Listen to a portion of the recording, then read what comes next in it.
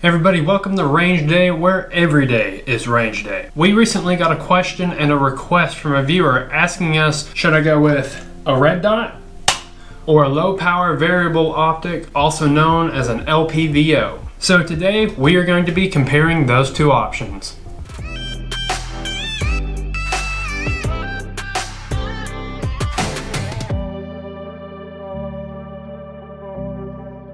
Answering questions from our viewers is one of the most rewarding things that we get to experience here at Range Day. On every single video, we go through every comment and reply to all of them. And the only time we don't get a chance to is when YouTube's notification system goofs.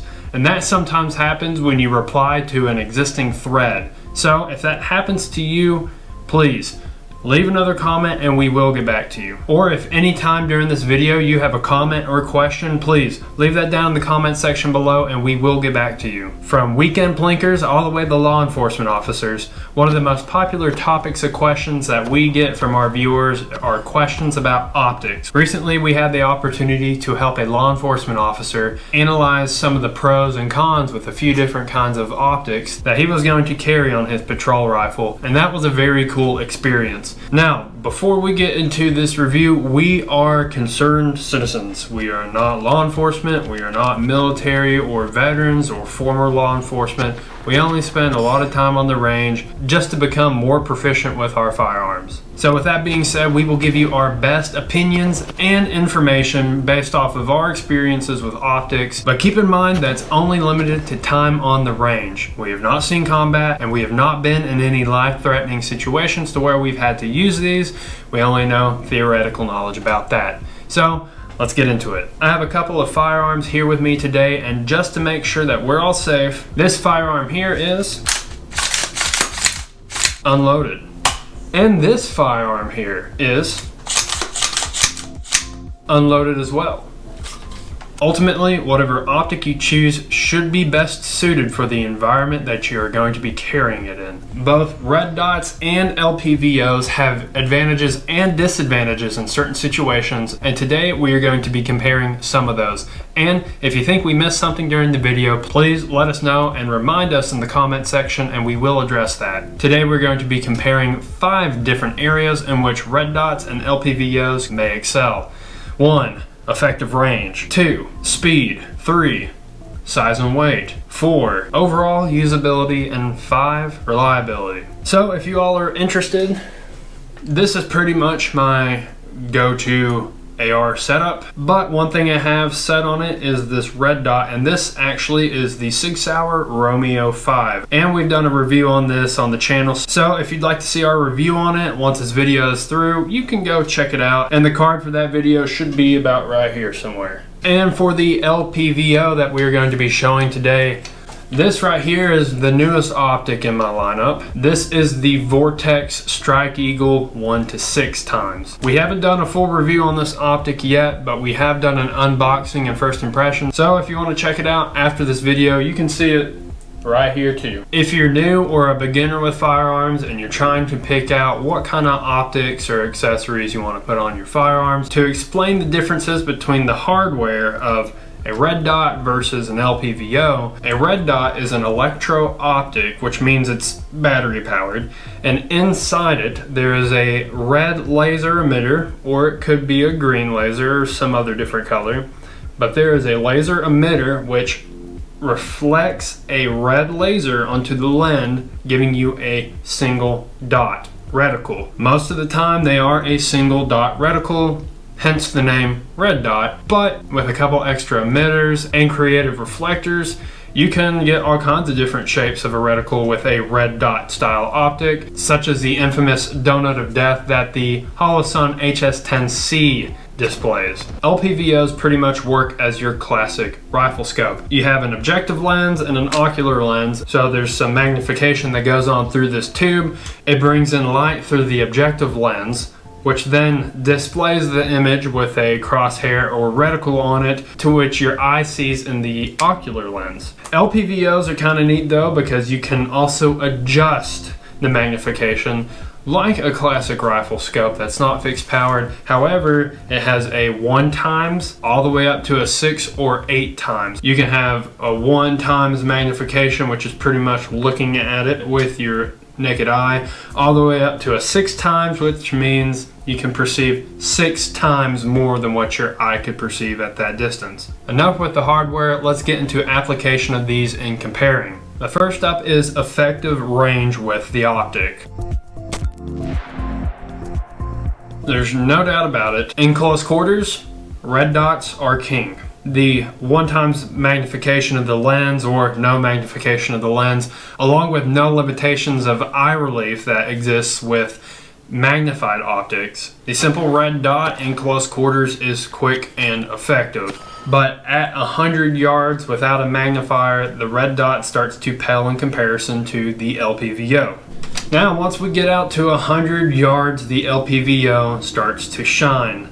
Having the capability of switching it from 1 all the way to 6 times, it gives you the opportunity to reaching out to upwards of 600 yards and have a good sight picture of your target. It does have a 1x magnification, which you can get some red dot like speed with. However, it still is a little different if you have to fish for that proper cheek placement and eye relief. It comes down to training. You can make this work at close range. But introducing a magnifier behind a red dot can give you the opportunity to switch from 0 magnification or 1x magnification to a 3x or a 6x. Those are normally fixed, as in you either can see it with 1x or 3x, back to 1x. There's no variable in the middle, and having that variability with an LPVO is pretty nice. So, getting into speed. This is something I've kind of mentioned already, but in close range, red dots are king. They are fast. Not having any kind of cognitive delay with trying to see the object and properly identify it. It helps having it 1 time so that what you see with your eye is the same sight picture that you're going to have through the optic. Sometimes if your optic is magnified and you don't have it on the 1 settings when you bring it up to fire, you sometimes have to fish a little bit for that eye relief, and there can be a little bit of a cognitive delay with making sure that your reticle is on target, especially at range past like 200 yards. Again, this is something that ultimately comes down to training, but 9 times out of 10, red dots are just going to be faster, especially within 100 yards. You can make the argument that outside of 100 yards, you can probably have a quicker target ID and be quicker with a low power variable optic than you can a red dot. So again, outside of 100 yards, LPVOs are probably your best bet. Again, comes down to training. You can get very fast with an LPVO. In our most recent trip to the range, using a shot timer, we were getting red dot like speed with this Vortex Strike Eagle. Coming down to size and weight, this one is going to be a pretty short section. Red dots are small and compact and very lightweight. LPVOs take up 5 times more rail space. Sometimes they're shorter. Again, that's just based off of this Vortex Strike Eagle. It just takes up more rail space for what it is. It's not necessarily a bad thing, but it is a little bit heavier. LPVOs just take up more rail space no matter the optic, and they weigh more. With LPVOs that cost more money, you will be getting a lighter and lighter weight optic. However, at the end of the day, red dots are going to be a lot more lightweight. So in summary of the size and weight, this one's slicker and this one do be thicker. Fourth up, we have usability. This can be something that is eliminated with training and just more familiarity with firearms, but there are some advantages that these optics bring to the table. For red dots, it is a 1-time magnification with a very simple reticle. With LPVOs, you have eye relief that you have to deal with, especially at magnified ranges. It's not as bad as on the 1x range, but still, there's still a little bit of muscle memory that you have to get that doesn't come as naturally with a red dot optic. If you're trying to shoot from around cover or you're hunting and you have a weird angle that you have to take a shot at your quarry, it is more difficult and less usable with a low power variable optic because that eye relief can be a booger. With a red dot, there is no magnification, and so if you're shooting from uncomfortable positions, this is easier. You don't have to have a 100% good cheek weld. You can shoot in very unconventional positions. And when you're sharing the love of firearms and teaching people how to shoot at the range, from my experience, red dots are easier to hand to first-time gun shooters and have them shoot and hit the target. When I was first teaching my wife how to shoot, I had a low power variable optic on my rifle. She's also cross-eye dominant, so it was hard for her to get a good sight picture through the optic. At the time, I did not have a red dot, but my buddy did. It was very easy for me to say, you see that red dot? Put it on the target and carefully pull the trigger. For usability, red dot is better with first-time shooters and better for unconventional shooting positions, but you can make LPVOs work. And finally, we have the most controversial topic, which we want to know what you think about this. So if you have objections or you agree, please let us know in the comment section, because these are just our thoughts on these two choices. Reliability. This is something that's heavily considered in the firearms community. Essentially, you have a group over here that says, well, if it works for me every Saturday at the range, I'm good with that. And then you have a group over here that says, if it's not bomb-proof and it hasn't seen battle, I don't want it on my firearm. And so that's where this is going to stir up some interesting conversations. For reliability, red dots are reliable. For LPVOs are reliable. But, hear me out. I think LPVOs are more reliable than red dots. Hot take. This is battery powered. We mentioned it in the 6 Hour Romeo 5 review, but with this red dot and several other red dots, there is some very impressive battery life with it. So, the chances of you running out of battery, as long as you keep up with it, the battery is not going to die on you. Red dots, if it's a good quality red dot, is pretty much bomb proof. And this one, as shown in the Alabama Arsenal torture test, which we link in our other review on this Romeo 5, these are comparable to an aim point.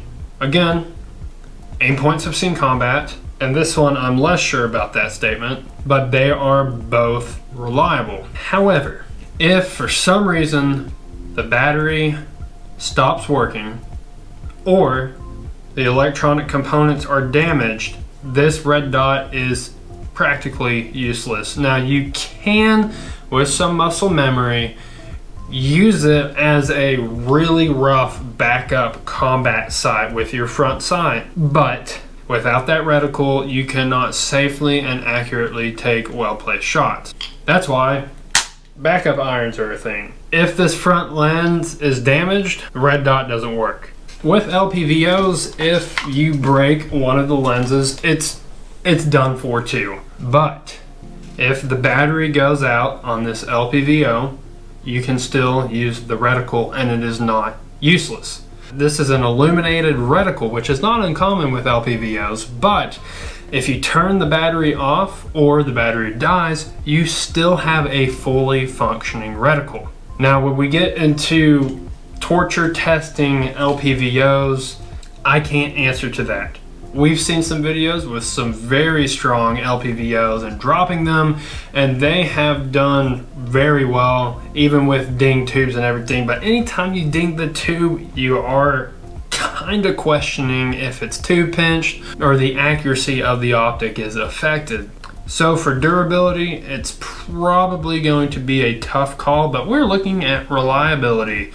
And although I have full confidence in this red dot, I think the LPVO is more reliable due to the fact that it doesn't need battery to work. Again, I know that's a little bit of a hot take, and I really want to hear what you all think about it. So after looking at all those categories and different areas at which these optics have different characteristics on, we feel it comes down to where do you live, where do you plan on taking this, and what your purpose is with it. If you live in an urban area, red dot's probably going to be your better option. Having that small, compact, lightweight optic that you can take unconventional shots with helps it better with tight, compact urban environments. If you live in a more wooded or rural environment, LPVO is probably your best option. And if we bring in competitions like 3-gun competitions where you have to take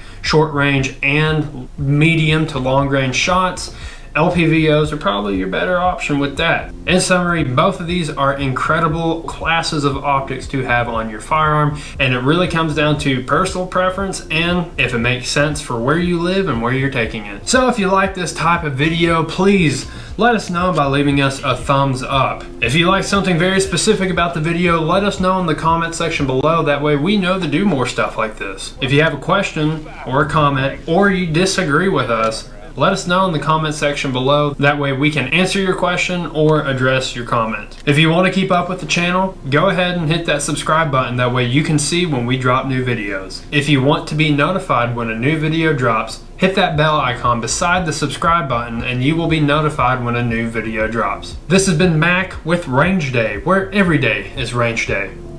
Thanks for watching. Oh, this is easy. It is easy. It's just, with that same...